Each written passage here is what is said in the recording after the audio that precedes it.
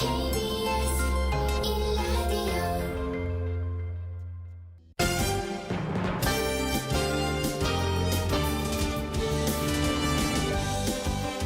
1라디오 KBS 1라디오 신성원의 오늘 세계는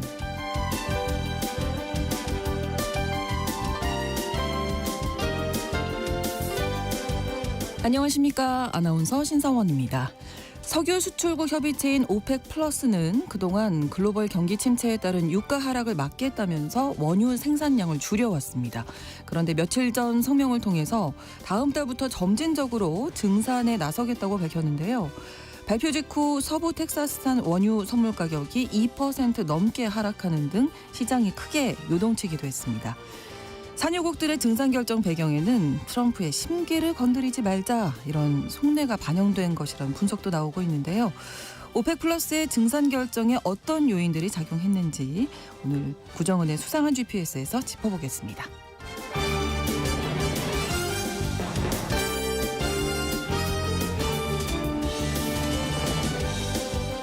오늘 주목할 국제사회 뉴스는 헤드라인 뉴스와 키워드로 정리해드립니다. 통신원 취재 수첩 인도네시아 소식 준비했습니다. 프라보어 대통령은 작년 10월 취임 직후 서둘러서 브릭스에 가입했죠. 그런데 인도네시아 내부에서 브릭스 가입을 통해 얻을 실익이 없고 너무 성급했다 이런 지적이 나오고 있다고 하는데요. 자세한 소식은 통신원 연결해서 알아보겠습니다. 3월 7일 금요일 KBS 1라디오 신성원의 오늘 세계는 시작합니다.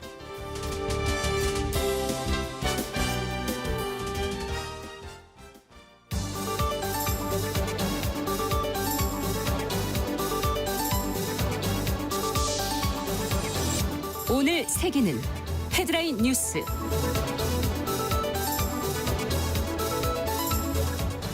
트럼프 미국 대통령이 멕시코와 캐나다에 대한 관세를 4월 2일까지 유예한다고 밝혔습니다. 미국과 캐나다, 멕시코 간 무역협정에 해당하는 품목과 서비스가 대상인데요. 캐나다도 당초 예고했던 2단계 보복 관세를 연기하기로 했습니다.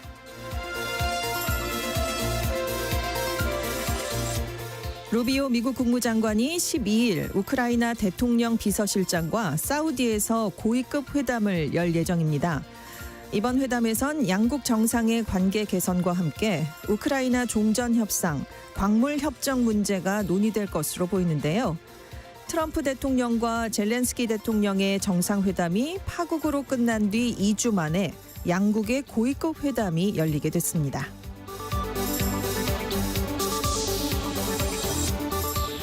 트럼프 미국 대통령이 하마스를 향해 모든 이스라엘 인질과 미국인 인질을 즉시 석방하라고 요구했습니다. 불응할 경우 죽음을 맞이할 것이라고 최후 통첩을 보냈는데요. 하지만 하마스 측은 이스라엘이 휴전 2단계 이행을 회피할 경우 인질들의 목숨이 위태로워질 것이라면서 트럼프 대통령 때문에 휴전 합의가 더 복잡해진다고 비난했습니다.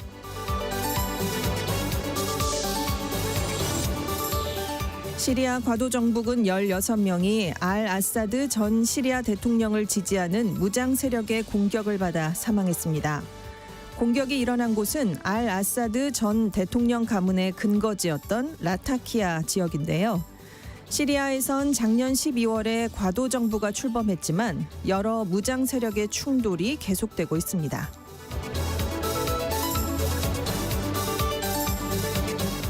유럽 우주국의 신형 로켓 아리안 6호가 6일 첫 상업용 발사에 성공했습니다. 아리안 6호엔 프랑스 국방부의 군사 정찰 위성이 실려 있는데 이번 성공이 유럽의 독자적인 우주 접근 능력 개발에 중요한 전환점이 될 전망입니다.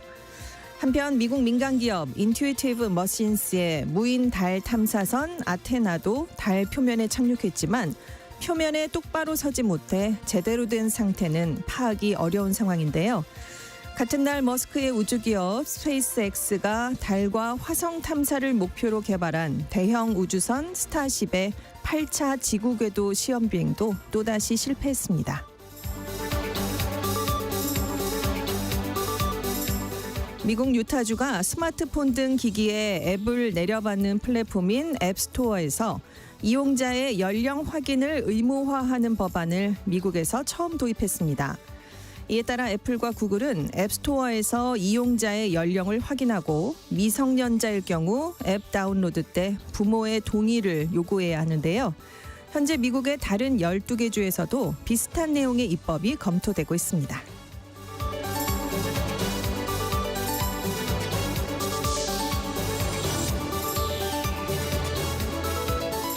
오늘의 헤드라인 뉴스였습니다. 외신캐스터 전주현 씨가 전해주셨고요. 이번에는 키워드로 정리한 국제사회 뉴스를 함께 살펴보겠습니다. 첫 번째 키워드는 반전이 계속되는 사이코 드라마. 네, 자고 나면 내용이 바뀌어가지고요. 그러니까요. 오늘 새벽에 또 무슨 일이 있었나 좀 관심을 기울이게 되는데 네. 트럼프 대통령의 발언, 관세 발언입니다. 6일에 멕시코와 캐나다 수입품 중 미국과 멕시코 캐나다 협정, 즉 USMCA에 적용을 받는 모든 상품에 대해서는 4월 2일까지 관세를 면제하는 그런 내용을 담은 행정명령에 서명을 했습니다. 사실 미국이 4일에 두 국가에 한 달 유예했던 25% 관세를 발효한 지 이틀 만에 지금 네. 또다시 미뤘잖아요. 그렇죠. 관세를 부과한 지 하루 만인 5일에 멕시코와 캐나다산 자동차 관세를 한 달 면제한다 이렇게 얘기했는데 하루 만에 이 면제 대상이 대부분으로 또 확대가 됐습니다. 원래 무슨 얘기를 했는지가 자꾸 헷갈려요. 그러니까요. 이제는. 예. 자꾸 말이 바뀌기 때문에. 또 내일 바뀌는 거 아닌가 약간 이런 그렇죠. 생각도 드는데 아무튼 트럼프 대통령이 이렇게 자꾸 관세를 바꾸면서 여기에서 발생되는 경기 침체를 말하는 이른바 트럼프 세션이라는 말까지 나왔습니다. 네. 그래서 우려가 지금 커지고 있는데 이렇게 하루 단위로 자꾸 바뀌니까 롤러코스터 관세 정책을 로이터 통신이 한편의 사이코 드라마다라고 평가를 내린 겁니다. 네. 자, 이제 관세가 또다시 미뤄진 시점이 4월 2일인데요. 네. 이게 트럼프 대통령이 각국의 관세와 비관세 장벽 등을 감안해서 여기에 상응하는 상호 관세를 부과한다고 예고한 시점입니다. 그래서 멕시코, 캐나다를 비롯해서 이 양국뿐만이 아니라 이 나라의 생산 기반을 둔 자동차 업체 같은 미국 기업이 일단은 시간을 벌긴 했는데 네. 한 달 뒤에는 또 어떻게 될지 모르는 그렇죠. 상황이 된 겁니다. 네. 러트닝 미국 상무부 장관도 그래서 멕시코, 캐나다가 펜타닐에 대해서 충분한 조치를 그동안 하기를 바란다 이렇게 얘기를 했는데요.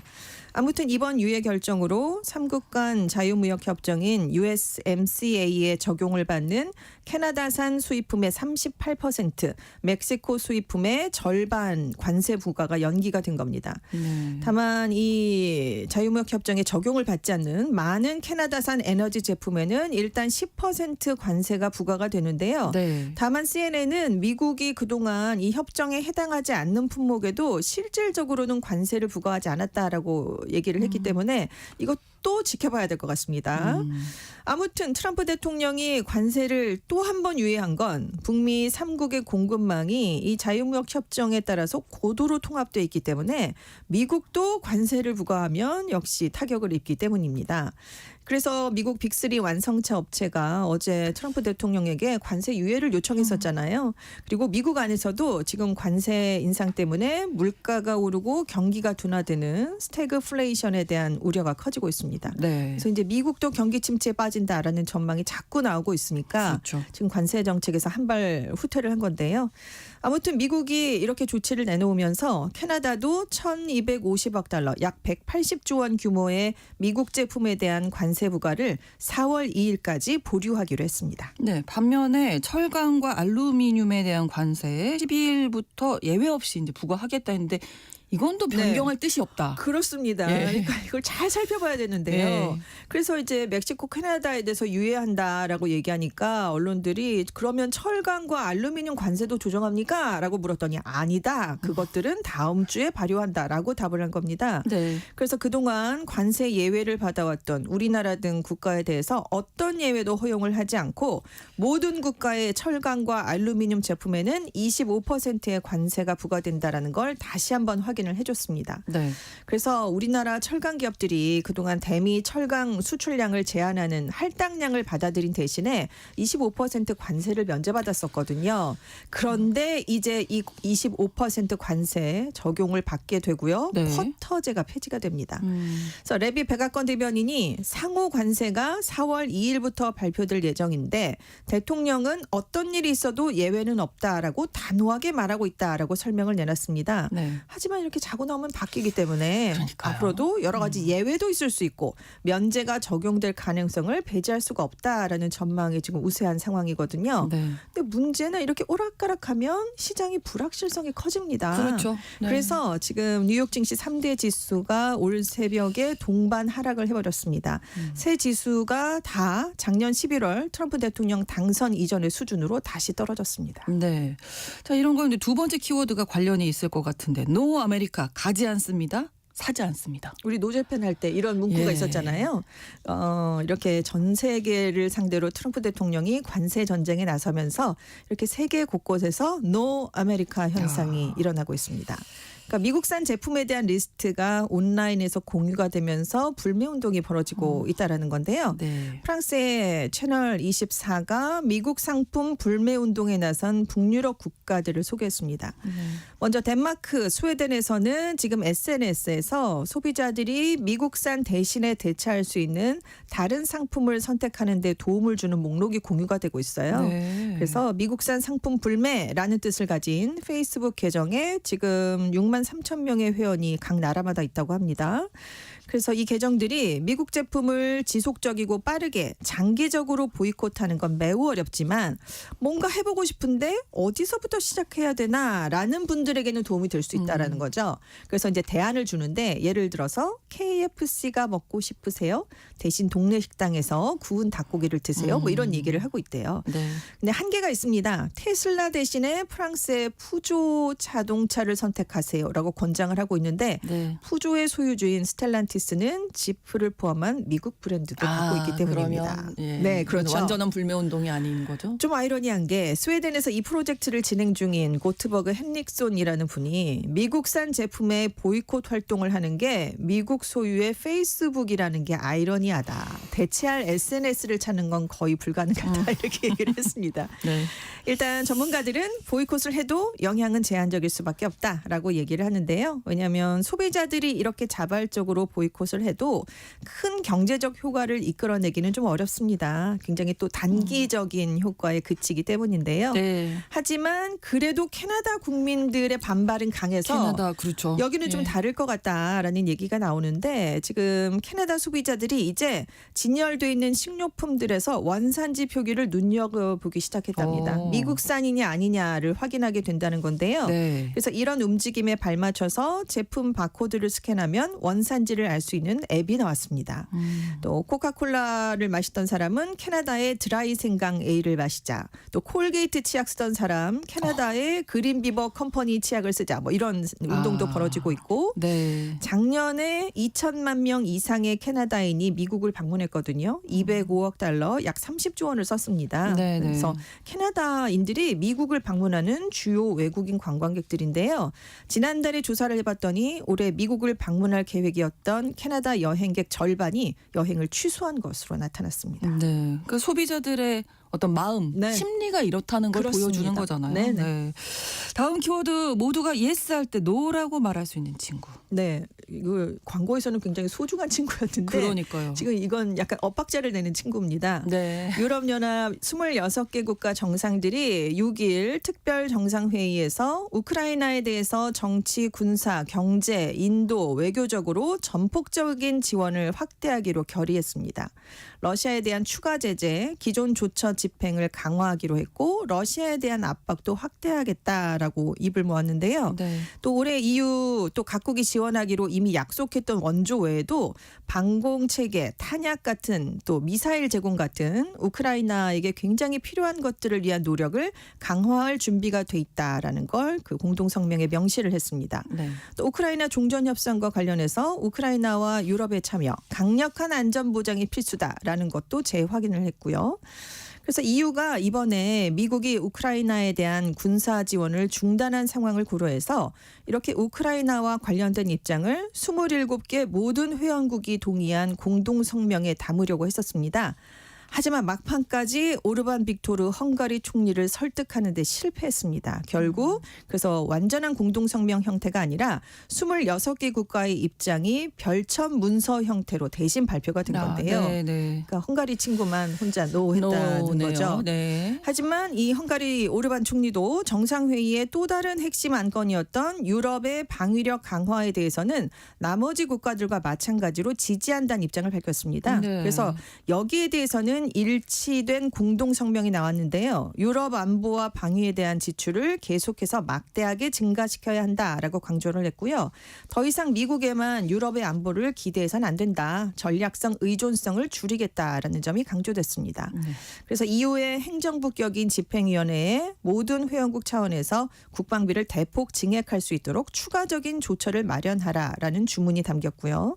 한편 현재 영국과 프랑스는 미국에 제시하는 자체적인 우크라이나 종전 계획을 세우면서 네. 전후 평화 유지를 보장할 국가들의 연합체인 의지의 연합을 지금 추진을 하고 있는데요. 현재까지 20개 국가가 관심을 보인 것으로 알려졌습니다. 네. 자, 다음 키워드 정화도 모르는 정화의 섬. 네. 어떤 이야기일까요? 중국 네티즌들을 중심으로 물론 일부입니다. 네. 중국 본토와 1,500km 떨어진 필리핀의 팔라완 섬이 자국의 영토다라는 주장이 나와서 논란이 되고 있습니다. 네. 중국의 소셜미디어죠. 더윈 샤오홍슈에서 1월부터 팔라완이 원래 중국 탐험가 정화의 이름을 따서 정화섬으로 불렸었다라는 게시물이 확산이 됐습니다. 그러니까 1400년대에 정화의 대원정을 이끌었던 중국 명나라 환관이자 탐험가 정화의 이름을 따서 정화도, 그러니까 정허다오로 명명된 중국 땅이었다라는 주장이 나온 건데요. 네. 그래서 일부는 또 지난달에 팔라완이 중국 정보에 의해서 정허다오로 복원이 됐다라는 거짓 주장까지 펼쳤습니다. 네. 그래서 한 더우인 이용자가 역사적으로 팔라완 섬은 중국에 속해 있었던 것이다. 우리가 그것을 잃어버린 이유는 우리의 힘이 부족했기 때문이다라는 글을 실었는데 이게 즉각 10,000개가 넘는 좋아요를 받았을 정도입니다.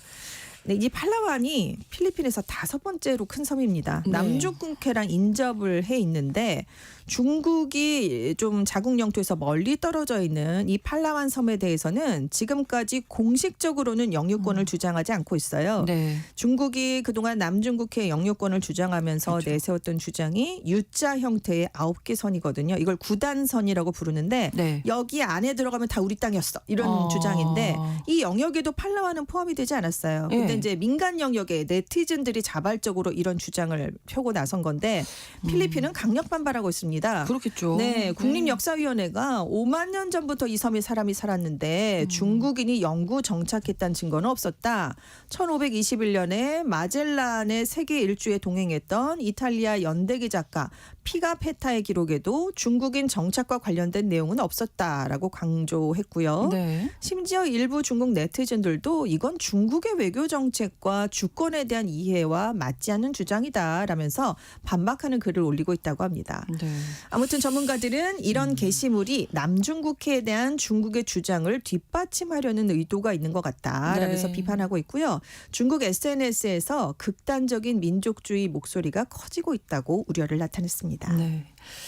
다음 키워드는 AI 박사님은 일당백. AI 박사님이 나온답니다. 챗 아, GPT 그래요? 네, 개발사인 오픈 AI가 박사 수준의 연구가 가능한 맞춤형 AI 에이전트 서비스를 지금 마련하고 있는데요. 네. 구독료가 월 최대 $20,000, 약 2,890만 원 정도를 생각하고 있다고 합니다. 네. 지금 챗 GPT 프로의 구독료가 월 $200, 한 29만 원 정도인데요. 100배가 높은 구독료입니다. 그러네요. 그래도 실제로 박사급 인력 수십 명을 이 AI가 대체할 수 있으면 이거 가성비 괜찮은 거 아니냐라는 의견이 나오고 있다는 건데요. 네네. 일단 오픈 AI가 이 AI 에이전트를 활용해서 소프트웨어 개발, 고소득 전문 직군 지원, 박사급 연구 지원 같은 맞춤형 서비스를 제공한다고 합니다. 그래서 지금 챗 GPT에서 서비스되는 현재의 생성형 AI보다 한층 더 진화한 단계라는 건데요. 네. 사람과 유사한 수준의 작업을 할 수 있는 비서형 AI가 되겠습니다. 고소득 지식 노동자를 대상으로 하는데요. 네. 변호사, 컨설턴트, 데이터 분석가 같은 직군에서 활용될 가능성이 큰 것으로 보입니다. 그래서 소프트웨어 엔지니어를 위한 에이전트는 코드 작성이나 오류 수정, 자동화 작업을 돕는 기능을 포함해서 월 $10,000, 약 1,440만 원에 판매가 되고요. 네. 가장 비싼 게 아까 말씀드린 $20,000, 약 2,890만 원짜리 에이전트인데 네. 박사급 연구를 지원하게 됩니다. 논문 작성, 데이터 분석, 실험 설계 이런 것들을 해준대요. 네. 그래서 단순한 AI 챗봇을 넘어서 특정 직군에서 업무를 보조하고 생산성을 극대화하는 역할을 하게 된다는 건데요. 네. 아무튼 이렇게만 된다면 사람들은 돈을 얼마든지 낼 거다. 이렇게 지금 전문 매체들은 분석을 하고 있습니다. 네네. 그래서 오픈 AI가 장기적으로 총 매출의 20에서 25%를 AI 에이전트에서 거둘 것으로 전망이 되고 있는데 지금 이걸 굉장히 기대하고 있대요. 오픈 AI가. 네. 왜냐하면 지금 매출은 급증하는데 투입되는 비용이 굉장히 상상 이상으로 들어간답니다. 왜냐하면 계속 새로운 AI 모델을 개발해야 되는데 비용이 많이 들고요. 네. 그래서 직원들이 늘어나면서 인건비가 많이 올라갔어요. 그래서 작년에 약 $50억, 약 7조 2천억 원의 손실을 이미 기록했습니다. 그래서 네. 이 에이전트 AI 제품 출시를 통해서 추가 자금을 확보하려는 계획을 세우고 있습니다. 와, AI 박사님까지 네. 나온다니 이거 논문 작성해 준다는 깜짝 놀랐네요. 일당백이죠. 와, 이런 분 한 분 대단한- 계시면 네. 그러니까요. 큰일 났습니다. 주제와 상관없이 다 할 수 있을 것이에요. 네. 다음 키워드입니다. 버터와 함께 꿀잠을. 네, 뉴욕포스트가 최근 틱톡을 중심으로 아기를 재우기 전에 버터를 한 스푼 먹이는 게 유행하고 있다라는 보도를 내놨는데요. 네. 먼저 미국에서 시작이 됐는데 지금 영국과 뉴질랜드로도 확산이 됐다고 합니다. 일단 부모님들이 버터 수면을 하고 있는 걸 경험담을 올렸는데 예. 아기가 잠들기 전에 정말 큰 숟가락으로 버터를 하나 떠먹이는 거예요. 이것만으로도 최대 8시간 아기가 연속 수면할 수 있는 일명 통잠을 보장한다라는 주장인데 학 사용자가 내가 해봤더니 아기가 비교적 숙면을 취하긴 했다. 다만 버터 때문인지 아기가 그날 피곤했기 때문인지는 예. 내가 자세히는 모르겠다라고 글을 올렸는데 반면 또 다른 부모님은 네. 내가 버터 먹이고 아기를 오후 7시에 재웠는데 네. 오후 8시가 조금 넘으니까 이미 3번이나 아기가 깼더라. 이거 효과가 없다. 예. 이런 얘기를 또 내놨다고 그래요. 네. 근데 일단 전문가들은 아기에게 버터를 먹이는 게 좋은 방법이 아니라고 경고를 하고 있는데요. 저도 일단은 아기가 버터 먹어도 되나 안 됩니다. 계속 그 생각 네. 때문에. 왜냐하면 네. 소금하고 포화지방 함량이 굉장히 너무 높거든요. 기름지잖아요. 네. 그래서 영유아에게 권장되는 식품이 아니기 때문이다. 맞아요. 네. SNS는 잘못된 정보로 가득 차 있다라고 지적을 했는데 굉장히 미끄러운 질감이잖아요. 근데 아기가 먹는 기술이 아직 발달을 하지 않아서 꼭 이렇게 삼키면. 이렇게 크게 떠먹이면 질식할 수 있다라는 맞아요. 거죠. 그러니까 요리에 넣거나 빵에 얇게 펴서 발라주는 건 좋은데 큰 숟가락으로 퍼먹이는 건 권장되지 않고 네. 아기가 밤에 깨는 건 정상적인 일 아니냐. 일정한 취침 시간을 유지해 주는 게 맞아요. 중요하고 네. 뭐 습도 조절하고 온도 조절해 주는 게 훨씬 좋은 방법이다라고 권고했습니다. 네. 헤드라인 뉴스와 키워드 외신캐스터 전주현 씨와 함께했습니다. 고맙습니다. 네, 감사합니다. KBS 라디오 신성원의 오늘 세계는 1부 마무리합니다. 11시 30분부터 일부 지역에서는 해당 지역 방송 보내드립니다. 알람 파슨스 프로젝트의 노래 흐르고 있습니다. Don't Answer Me 전해드립니다.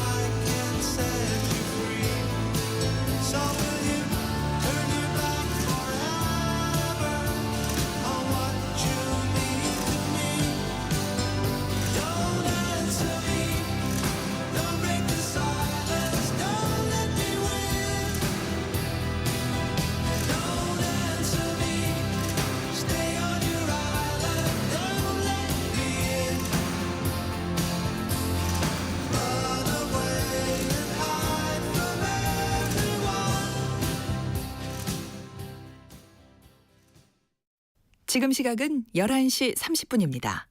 KBS Ladies and gentlemen. 국제사회의 다양한 뉴스를 한눈에 KBS 1라디오 신성원의 오늘 세계는 세계를 바로 보는 최소한의 투자입니다.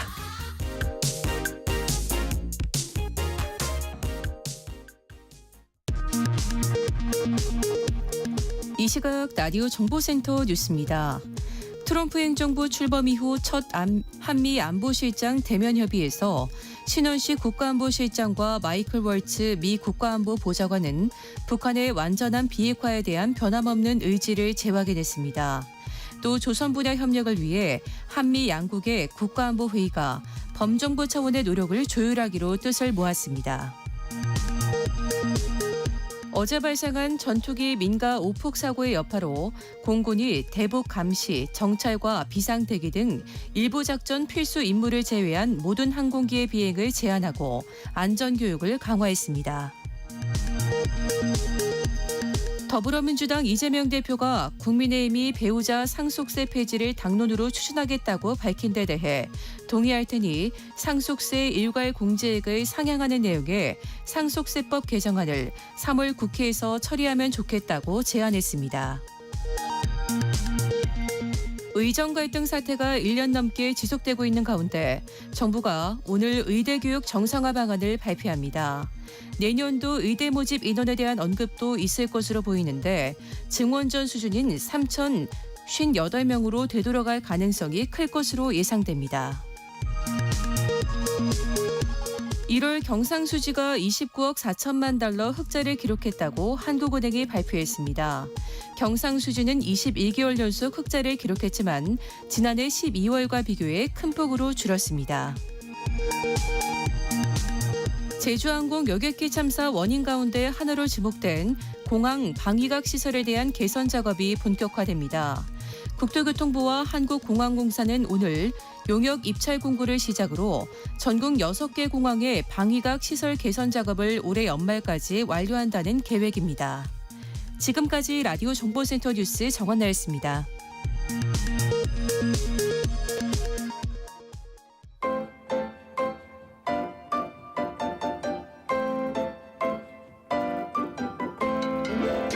통신원 취재 수첩.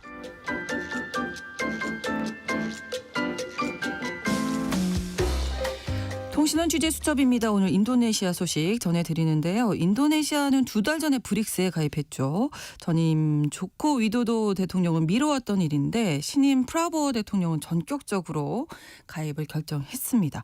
인도네시아의 브릭스 가입 이후 상황 오늘 전해드립니다. 자카르타 한상재 통신원 연결합니다. 안녕하세요. 네, 안녕하세요. 한상재입니다. 네, 프라보어 정권이 이 트럼프 대통령 취임 이전에 전격적으로 브릭스에 가입을 했는데 지금 너무 성급했다 이런 비판이 나온다고요? 네, 그렇습니다. 프라보어 대통령은 지난 6일 브릭스 회원국에 공식 가입했습니다. 조코 위도도 전 대통령은 브릭스 가입을 이런저런 이유로 미뤄왔었는데요. 프라보어 대통령이 전격적으로 가입을 결정한 것이죠. 하지만 애초 인도네시아가 내세웠던 브릭스 가입 명분과 목적을 달성하는 데는 숱한 과제가 놓여 있다는 지적을 받고 있습니다. 이처럼 인도네시아가 브릭스에 가입해서 얻게 되는 실리가 무엇이냐는 국민적 질문에 봉착했기 때문에 인도네시아 프라보어 정부는 한 발 물러서는 외교적 스탠스를 취하고 있습니다. 다시 말하면 브릭스에 가입했다고 하더라도 인도네시아 정부는 어떤 특정 블록 편을 들겠다는 것은 아니라고 주장합니다. 네. 그렇기 때문에 인도네시아는 OECD에도 지원서를 제출하고 있다는 것이죠. 즉 인도네시아는 브릭스에 그치지 않고 OECD에도 가입해서 세계의 어떤 나라와도 안보 및 경제 협력을 추진해 나갈 것이라고 주장하고 있는 겁니다. 네, 인도네시아가 이렇게 브릭스에 가입했던 목적, 가입 이유는 어떤 건가요? 예, 그렇습니다. 지난 2009년에 설립된 브릭스는요, 지금 그 약자에서 보는 바와 같이 브라질, 러시아, 인디아, 중국이 주도를 했는데요. 네. 그 이후 2010년에 남아공이 추가돼서 현재는 10여 개국 회원국을 갖고 있습니다. 네. 러시아와 중국을 제외한 대부분의 회원국이 지구 남반구에 속해 있기 때문에 이들은 전 세계를 주도하는 북반구 중심의 국제정치 구도에 대항하는 그런 국제협력기구로서 역할을 하고 있다. 그래서 자기들이 소외받고 있다는 것을 좀 만회하자는 그런 목표를 갖고 있었습니다. 네. 그런데 마침 인도네시아도 지리적으로 적도를 넘어서 남반구에 속해 있습니다. 세계 최대 이슬람 국가를 가진 인도네시아 국가는 브라보 대통령이 자기 장인이었던 수하르토 전 대통령 때처럼 브릭스에 가입을 해서 인도네시아의 영토 보존과 경제적 독립을 촉진하고 국제 정치적 위상을 다져보겠다는 그런 의지로 보여집니다. 네. 브릭스에서 경제적으로 도움을 받으면서 브릭스를 통한 무역, 금융, 기술 협력 등을 통해서 인도네시아의 경제 성장과 국제적 위상을 동시에 달성할 수 있을 것으로 내다보고 브릭스 가입을 브라보가 서두른 것 같습니다. 또한 브라보 대통령은 국제 정치 외교적으로 논블록 리더, 즉 반등회의로 시작했던 제3세계의 지도자로서 네. 어떤 진영에도 속하지 않는 국가들을 통솔해 나가는 것이 더 유리할 것으로 판단했다는 것입니다. 그렇군요. 브릭스에 그런데 가입을 했는데 얻을 게 별로 없었나 봐요. 그렇습니다. 애초 기대와는 달리 그 브릭스로 대표되는 중국과 러시아가 미국과의 무역 마찰을 빚으면서 그 여파가 인도네시아 섬유, 봉제, 신발 산업 같은 노동 집약적 중소기업들을 강타하고 있기 때문입니다. 바로 지금 인도네시아 전국에서 발생하고 있는 대규모 해고 사태가 그것이라고 볼 수 있겠습니다. 네. 뿐만 아니라 미국 트럼프 대통령은 브릭스의 통화 정책을 따르는 국가들에 대해서 보복적 무역 관세를 예고하고 있기 때문에 네. 오히려 브릭스 가입이 인도네시아에는 경제적 위협이 되고 있다고 하는 그런 지적도 받고 있습니다. 벌써 인도네시아 루피아 환율이요, 지난 세계 경제 위기 때처럼 17,000 루피아, 우리 돈으로 약 1,500원에 육박하고 있는 것이 그 반증이 되겠습니다. 네. 따라서 인도네시아 주요 언론들은 오는 7월 초 브라질 리오데자네이로에서 열리게 되는 그 브릭스 정상회담에 참가하려는 프라보 대통령에게 네. 논블록 국가들을 향한 국제정치 영향력 확대에 치중하기보다는 국가 간 안보 체계의 강화라든지 남남 국가 간 그 경제 협력에 치중하는 것이 실리가 있지 않느냐 하는 그런 주문을 내놓고 있습니다. 네, 그렇군요. 자, 또 다른 뉴스 한 가지 더 준비하셨는데 인도네시아 재정이 부족해서 지금 예산도 삭감했는데 국부펀드 회사를 출범시켰네요. 그렇습니다. 최근 브라보 정부가 자본금 2천억 달러 규모의 다난따라라고 하는 국부 펀드 회사를 출범시키고 향후에는 9천억 달러, 우리 돈으로 약 1,300조 원까지 이 회사를 키워서 네. 현재 5%대의 그 답보적인 인도네시아 GDP 경제 성장률을 8%까지 끌어올리겠다는 포부를 밝히고 있는 겁니다. 이 인도네시아 국부펀드 회사는 싱가포르의 테마섹처럼 국영 석유공사라든지 텔콤 인도네시아 같은 국영 회사들의 자산을 인수해서 관리하는 회사가 될 것이고 네. 홀딩 지주회사와 투자회사로 구분을 해서 운영하겠다고 합니다. 그렇게 해서 이 국영펀드 회사는 주로 니켈이라든지 복사이트, 구리 등의 광산개발 사업과 그리고 재련사업, AI 개발 사업, 재생에너지, 식품 등 20여 개 국가 프로젝트에 투자할 예정이라고 밝히고 있습니다. 네. 한편에서 우려의 목소리도 나오고 있다고요? 그렇습니다. 이렇게 정부가 주도하는 국부펀드 회사가 민간 기업과 투자 경쟁을 하게 되면은 말레이시아처럼 민간 부분 투자가 크게 위축될 수 있고 네. 정치적으로는 부정부패가 발생할 수 있다는 지적을 받고 있습니다. 뿐만 아니라 국가적 재정 부담도 증가하게 될 것이고 만약 국가 펀드 회사의 수익성이 낮거나 또 그것이 실패하게 되면은 국가적 손실 부담이 매우 클 것으로 우려하는 목소리가 나오고 있습니다. 네. 하지만 인도네시아 프라보 대통령 정부는 국부 펀드야말로 인도네시아 경제의 그 지속 가능한 성장을 지원하게 될 것이기 때문에 인도네시아 국영 기업을 세계적인 수준으로 도약해 하는 그런 도구의 역할을 감당하게 될 것이라고 반박하고 있습니다. 하지만 전국의 대학생들은 여전히 이 국부 펀드가 정치적으로 이용될 가능성이 높다는 것을 주장하면서 네. 이 국부 펀드 회사 설립에 반대하는 시위를 이어가고 있습니다. 네, 그렇군요. 소식 고맙습니다. 예, 감사합니다. 네, 인도네시아 자카르타에서 한상재 통신원이었습니다.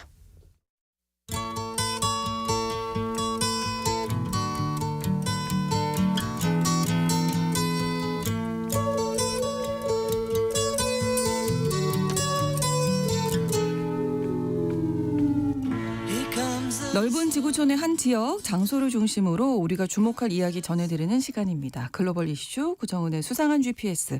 오늘도 구정은 국제전문기자와 함께하도록 하겠습니다. 어서 오세요. 안녕하세요. 자, 오늘은 또 어디로 가볼까요? 오늘은 일단 석유가 나오는 나라들을 좀 살펴볼 텐데 네. 그럼 일단 먼저 사우디아라비아로 네, 가야 먼저 될 것 떠오르네요. 같습니다. 네. 오펙 플러스라는 기구가 지난 3일에 회의를 했습니다. 네. 사우디에서 한 건 아니고요. 온라인으로 회의를 했더라고요. 그래서 오펙 성명을 들여다보니까 4월부터 석유 생산량 늘리겠다. 정확히 말하면 산유량을 줄이기로 했던 거를 이제 해제한다라는 네. 거였습니다. 해당되는 나라가 사우디아라비아, 러시아, 이라크, 아랍에미리트, 쿠웨이트, 그다음에 카자흐스탄, 알제리, 오만 이렇게 됩니다. 총 8개 나라가 네. 4월부터 18개월에 걸쳐서라고 하니까 아마 내년 하반기까지 전체 합치면은 이제 18개월 뒤에는 지금과 비교해서 일일 총 220만 배럴 정도 증산한다. 뭐 이런 계획을 밝혔습니다. 당연히 이제 유가에도 영향이 있고요. 예, 그 국제유가 그러면 사실 참 좀 뭉뚱그려진 개념인데 이 벤치마크 유종이라는 게 있죠. 그 주로 이제 원유에 네. 현물 거래가 아니라 선물 거래 중심으로 해서 미국에서 생산되고 거래되는 서부 텍사스유 WTI라고 부르는 거. 네. 그다음에 북해에서 생산되고 주로 유럽에서 거래되는 브렌트유. 근데 사실 이 두 유종은 뭐 오펙 플러스하고는 관련 없어요. 그 그러네요. 나라들이 생산하는 거 아니니까. 네. 근데 다만 이 WTI나 브렌트 같은 경우에 석유 시장의 흐름을 아주 민감하게 반영을 하고 이제 선물 시장 자체가 조금 일종의 좀 투기성이 있달까요? 이것도 이 두 유가가 네. 다른 시장에서 여러 종류의 석유 가격의 기준점이 되니까 이제 벤치마크 유종이라고 부르는 건데 이 오펙 플러스 결정이 발표되니까 바로 유가가 떨어졌고 네. 특히 브렌트유 이 지금 유럽에서 유럽 움직이다 쪽이죠. 보니까 네. 아무래도 우크라이나 전쟁 이런 거 영향이 많거든요. 그래서 이제 브렌트유가 작년 4월에 제가 그래프를 찾아보니까 배럴당 한 $90. 근데 작년 말부터 요 몇 달 사이에는 한 배럴당 70에서 $82 사이 왔다 갔다 했는데 네. 오펙 플러스 발표한 다음에 바로 이제 $70로 떨어졌고 아. 그러면 미국의 에너지 정보국이란 EIA라는 이제 정부 부처가 있습니다. 네. 여기서 올해 석유 가격 전망을 좀 이렇게 좀 낮추고 있더라고요. 그래서 뭐 브렌트 같은 경우는 올해 배럴당 평균 한 $74 정도다라고 예상을 했는데 네. 작년과 비교하면 한 8% 정도 낮춰서 본 거예요. 뭐 내년 2026년에는 배럴당 $66 떨어지겠죠. 정도로 떨어질 거다. 뭐 이렇게 예측을 했습니다. 근데 이렇게 이제 발표한 것이 오펙 플러스잖아요. 오펙하고는 다른 거죠? 예, 먼저 이제 오펙부터 말씀드리면 네. 오펙은 뭐 워낙 우리 많이 들어봤죠. 석유 수출국이고. 예. 네. 1960년에 만들어진 거고 그 당시 참여한 나라들은 뭐 이 걸프에 중동에 사우디, 이라크, 이란, 쿠웨이트 이 나라들이었고 거기에 남미의 베네수엘라 이렇게 해서 5나라가 원래는 만들었는데 네. 당시만 해도 이제 미국, 영국계, 외국계 석유 회사들 그때 무슨 세븐 시스터즈라고 불리는 유명한 회사들이 있었어요. 이런 이 서방 기업들이 잡고 있으니까 우리가 좀 우리 시장은 우리가 해야겠다. 우리 자원은. 그래서 만든 게 오펙이었는데 지금은 회원국에 조금 부침이 있었지만 12개 나라가 가입을 해 있습니다. 네. 그래서 오펙이 주로 하는 일이 이 생산 쿼터를 정하는 거예요. 회원국들이 생산하는 총량을 규제를 해서 이제 유가를 네. 조절하는 거죠. 기름값이 너무 떨어졌다 싶으면 감산해서 조금 올리고 그렇죠. 또 너무 올라가면은 수입하는 나라들 경제에 타격이 되니까 그럴 땐 조금 산유량 늘리고 근데 이런 역할을 이제 중심에서 사우디가 주도해서 해왔던 거죠. 네. 그렇게 할 수 있었던 이유는 당연하게도 이 나라들이 석유가 많기 때문입니다. 네, 오펙 국가들이 현재 가진 석유가 이제 현재 회원국들이 전 세계에 매장된 것으로 확인된 원유량의 한 80%라고 그래요. 근데 이거 뭐 90% 잡기도 했다가 네. 이게 조금씩 비율이 바뀌고 조금씩 떨어지는 이유가 뭐냐면 다른 나라들이 새로운 시추 채굴 기술을 가지고 계속해서 더 매장량을 확인을 하거나 네. 아니면은 뭐 기존에 무슨 없었던 뭐 캐나다의 타르 오일, 네. 그다음에 미국 셰일, 셰일 같은 거 이런 걸 그래서 그렇죠. 좀 말이 좀 모호합니다만 기존의 석유랑 다르게 이제 비재래식 석유라고 부르거든요. 그런 것들을. 또 더군다나 이게 오펙과 상관없는 유럽은 1960년대부터 북해유전 네. 석유 생산하고 있고 또 이제 중요한 에너지 생산국 중에도 오펙에 들어가지 않은 나라들도 있고 이제 뭐 그렇죠. 러시아처럼 그러다 보니까 오펙의 비중은 조금 떨어지는 그런 추세였죠. 네, 산유국이 뭐 다 이해관계가 일치하지는 않아서 네. 좀 변동이 있었어요. 네, 그리고 그동안에. 오펙 안에서도 네. 예를 들면 사우디같이 큰 나라들은 우리가 세계 경제의 완충 역할을 하겠다 할지 모르지만 당장 우리는 석유를 팔아서 개발해야 되는데 쿼터에 묶여 있으면 어떡하느냐. 그렇죠. 그러니까 그런 나라들이 있어서 새로 회원국이 늘어나기는 기도 하고 네. 또 회원국들이 탈퇴하기도 하고 계속 그런 식이에요. 예를 들면은 카타르 같은 경우 네. 아주 전통적인 걸프의 산유국인데 그렇죠. 2019년 그 당시에 좀 사우디하고 사이가 나빠지면서 탈퇴를 했었고 지금은 좀 화해했습니다만 네. 그다음에 에콰도르도 2020년에 탈퇴했고 인도네시아는 들어갔다 나갔다 합니다. 그러다가 네. 2016년에 탈퇴했고 또 아프리카의 앙골라라는 나라가 신흥 산유국으로 떠오르면서 2007년에 가입을 했는데 이 나라도 이제 지금 개도국입니다. 그러니까 우리는 빨리 석유 팔아야 되는데 감산하라고 하니까 작년 초에 탈퇴해버렸어요. 네. 지금은 세계 석유 시장에서 오펙 회원국들이 생산하는 비중이 35%밖에 안 돼요. 그러니까 한국에서는 예전에 무슨 우리 오일 쇼크 이런 거 기억하시는 분들 여전히 많으시고 오펙이 굉장히 막강한 것 같지만 네. 사실은 시장 점유율의 3분의 1밖에 안 됩니다. 그러네요. 예. 근데 이렇게 비중이 떨어지니까 2016년에 네. 이 회원국은 아니지만 한 10나라 정도하고 협정을 맺고서 오펙 플러스를 구성을 했습니다. 그래서 오펙 플러스 자체도 뭐 이 협정 맺은 나라 등 한마디로 이 가격 카르텔에 참여할 것이냐 말 것이냐라서 네. 이 오펙 플러스에도 또 들어갔다 나갔다 회원들 그러는데 아무튼 그래서 오펙 플러스는 지금 어떤 나라들이냐면 뭐 러시아, 멕시코, 카자흐스탄, 오만 이런 나라들인데 예. 그 중에서는 이제 주도적인 나라는 러시아겠네요. 예, 아무래도 러시아 네. 생산량이 제일 많죠. 그러면 이 오펙의 사우디, 오펙 플러스에 러시아가 좀 이렇게 합의를 사실 그렇게 하게 봐야 돼요. 되는 거죠? 그러니까 이거 보면 오펙의 본부가 어디 있을까요? 사우디?가 아니라 오스트리아 비엔나에 있습니다. 아, 그래요? 예. 오. 사실 오펙이 처음 창설된 회의가 열린 곳은 이제 바그다드였는데 이라크의 바그다드였고 네. 잠깐 동안 본부를 스위스에 뒀었는데 그때 뭐 스위스랑 조금 갈라서면서 1965년에 비엔나로 옮겨가서 지금껏 거기 있어요. 그 오펙은 이제 정상회의 같은 건 잘 안 하고 네. 이렇게 내부적인 회의만 하는데 오펙의 사무국장은 회원국들이 이제 번갈아서 배출을 해요. 근데 사우디는 사실 1967년 딱 한 해 말고는 한 번도 사무국장을 안 맡았더라고요.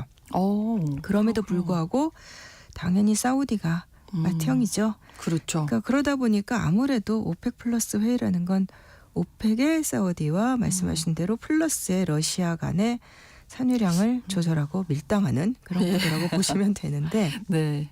2019년이었나요? 국제 유가가 마이너스다. 이제 석유 가진 사람들이 돈 내고 팔아야 될 지경이다라는 얘기가 나와서 한동안 시끄러웠었는데 이때도 오펙 플러스 회의라는 게 있긴 있었는데 이때 바로 사우디하고 러시아 간에 합의가 안 됐던 거예요. 그래서 서로 이제 치킨 게임을 하다가 국제 유가가 마이너스로 떨어졌던 그런 상황이었는데 그때 그러고 나서 이러다 둘 다 망한다 그래갖고 감산하자 그랬고 그 다음에 바로 이제 뭐 코로나 19하고 그리고 또 뭐 우크라이나 전쟁 이러면서 감산을 결정했는데 그 동안은 이제 감산 기간을 뭐 23년 말까지 하겠다, 24년 말까지 뭐 계속 이러면서 계속해서 감산을 푼다 하면서 연장하는 식으로 생산을 계속 제한을 해왔던 거죠. 네. 그러면 앞으로도 뭐 세계 경제 전망이 갑자기 막 밝아지고 이런 건 아닐 텐데 왜 증산을 이번에 그렇죠. 결정을 한 지금 걸까요? 뭐 세계 경제가 갑자기 너무 화랑이 되어서 공장들이 막 돌아간다 이것도 아니고 분위기는 아닌 것 같은데. 뭐 새로운 전쟁이 뭐 터져서 유가가 다시 엄청 올라간다 이런 것도 아니고 네. 근데 뭐 사실 러시아 같은 경우는 우크라이나 침공한 다음에 제재를 받고 있지만 하루에 한 1,000만 배럴 선으로 이제 석유를 생산을 하고는 있어요. 네. 근데 이 오펙 쪽에서는 쿼터 조정할 때마다 항상 경제적인 이유를 우리 산유량 결정하는 데 혼합시키지 않는다라고 늘 말을 해요. 그래서 이번에도 원유 시장 전망이 더 건전해졌다. 한마디 좀 쉽게 말하면 한마디로 석유 더 쓸 것 같다. 이런 앞으로, 이유를 들었는데 근데 그렇게 분리할 수 있나요? 정치 상황하고. 경제는 경제, 정치는 정치. 이럴 그렇죠. 수가 없잖아요. 아무도 그렇게 생각 안 하죠. 안 믿죠. 네. 근데 이제 그래서 원유 시장 전망이 건전해졌다라는 것의 내용을 좀 찾아보니까 네. 작년 한 해 세계 평균 석유 생산량이 뭐 한 10억 2천만 배럴 정도였어요. 네. 뭐 하루 동안. 근데 이제 한 해. 네. 근데 최근에 오펙 플러스나 시장 기관들 예측을 보면은 올해랑 내년까지 글로벌 석유 수요가 하루 한 140만 배럴 정도 증가할 거다.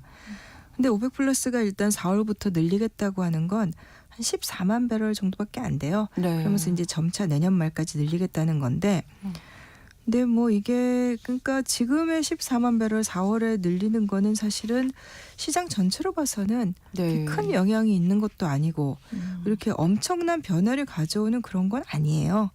그리고 또 시장 전망이 뭐 대단히 엄청나게 높아진 것도 아니고 네. 그렇다면 결국은 정치적인 요인이 그걸 생각 안 할 수가 없죠. 예. 매우 큰 영향을 미쳤다고 봐야겠죠. 네, 앞서서도 뭐 말씀드렸으면 전 세계를 지금 트럼프 대통령이 흔들어 놓고 있는데 어지럽습니다. 하도 뉴스가 많아서. 네, 근데 예.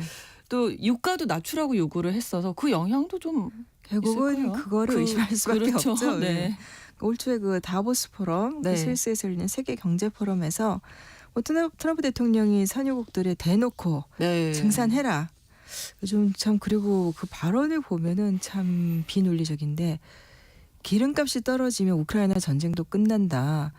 아 이건 어떤 논리 구조에서 나온 건지 저 잘 모르겠습니다. 네. 근데 아무튼 트럼프 대통령은 그렇게 말을 했고 그리고 이제 그 캐나다 멕시코랑 싸우면서 석유에도 관세 부과하고 캐나다산에 네. 멕시코산. 이제 결국은 미국을 시작으로 전체적으로 유가가 올라갈 수도 있는 그런가 하면 또 트럼프가 하도 세계 경제를 휘저어놔서 네. 지금 세계 경제가 굉장히 불안해서 네. 그렇게 되면 또 기름값은 떨어질 수도 있는 지금 그런 상황이에요. 확실하게 어떻게 될 거다라고 단언하기 힘듭니다. 맞습니다. 근데 사실 트럼프가 저렇게 나온 데는 당연히 이유가 있죠. 사실 그 민주당이 그 작년 대선에서 패배할 때 미국의 경제 지표가 그렇게 나쁘지 않았습니다. 네. 아주 좋았어요. 근데 이제 미국인들이 느끼기에는 제일 큰 게 가솔린 값, 기름값. 그거가 굉장히 미국인들이 느끼기에는 경제가 안 좋다라는 느낌을 줬다. 이런 분석들 많이 하시더라고요. 네. 그리고 이렇게 관세 매겨가지고 미국 내에서 기름값이 올라가면 결국은 물가가 올라가는 거고 트럼프한테는 정치적으로 좋지 않을 거예요. 네. 근데 외국 석유에 세금을 물리면 유가가 올라가서 미국인들이 힘들어지지만 그 부담은 일단 외부로 돌리겠다. 좀 이런 걸로 들리기도 해요. 그렇죠. 우리는 외국 원유에 세금 물리겠다. 근데 미국 물가 올라가는 건 싫다. 그러니까 산유국들이 생산을 늘려서 전체적으로 원유값 낮춰라라고 하는 것 같기도 하고 예. 또 하나 좀 의심스러운 게 트럼프는 기후 대응 반대하잖아요. 그렇죠. 네. 그러면서 미국 내에서 계속해서 그동안 환경적인 요인 여러 가지 때문에 이제 막혀 있었던 석유 채굴을 늘리려고 하고 있죠, 지금. 그렇죠. 사실 지금도 미국이 세계 1위의 산유국입니다. 근데 이제 특히 셰일 오일 같은 거 환경 영향 굉장히 심해서 반대가 많았고 송유관 같은 거는 또 원주민 지역 들어간 것 때문에 문제 많았었는데 네. 미국 내 원유 채굴을 좀 늘리려고 이렇게 기름값이 너무 비싼 게 문제야 하는 거 아닌가라는 생각도 좀 들어요. 이런 게 이제 다른 나라 입장에서도 다 보이잖아요. 예. 사실. 예. 근데 오펙 플러스는 왜 맞춰주려고 하는 걸까요? 약간 눈치 보는 걸까요? 트럼프 달래기. 아. 우리 트럼프랑 척지지 않을까라는 네. 메시지를 이제 보내는 거고 그다음에 그 오펙 플러스가 계속해서 유가를 끌어올리려고 감상 계속했는데 네. 잘 안 됐어요. 한마디로. 유가를 계속 배럴당 80, 90달러를 이렇게 안정적으로 끌어올리지 못했고 네. 그런 판에는 그냥 시장 점유율만 잃느니 다시 그냥 그 증산하고 시장 점유율 높이겠다 이런 쪽으로 판단을 한 것 같습니다. 네. 근데 바이든 대통령이 사우디에 증산 요구했을 때는 사우디가 거부했었잖아요. 예. 왜 입장이 또 달라진 건지. 그걸 보면서 역시 트럼프가 세다 이렇게 느끼실 수도 있을 것 같은데 아, 네.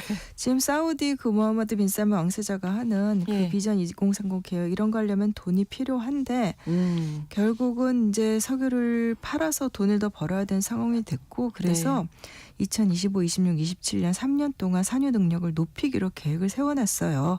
그 일환으로 이제 증산으로 옮겨가는 거 이런 것들하고 내부적인 거하고 트럼프 요구하고 맞아 이런 것들이 지금 좀 맞아 떨어지는 그동안에 이제 미국과 이렇게 엇나가고 있다가 네네. 역시 마찬가지로 시장 점유율 떨어지고 이러니까 그냥 지금은 조금 증산해야 될 때다라는 판단을 했다. 뭐 이런 분석들이 나옵니다. 네, 끝으로 하나 더 러시아도 좀 득을 보겠네요. 이번에 이런 결정이 내려지니까. 이것도 확실치 않습니다. 잘 모르겠는데 네. 그 실물 경제가 지금 안 좋다고 하는데 그 석유가스 판매가 지금 많이 줄었고 제재도 있고 우크라이나 쪽에 산유시설 공격 같은 것도 있고 네. 근데 러시아는 지금 오펙 플러스 결정 이렇게 트럼프 말 들어주면서 미국이 제재 완화하기를 기다리려는 그런 전략인 것 같습니다. 전 세계가 트럼프 대통령의 한마디 한마디에 귀 기울이고 있다. 이렇게 정리해 볼 수 있겠네요. 네. 구정훈 국제전문기자와 함께했습니다. 오늘도 고맙습니다. 감사합니다. KBS 라디오 신성원의 오늘 세계는 마치겠습니다. 다음 주 월요일 오전 11시 5분에 다시 뵙겠습니다. 고맙습니다.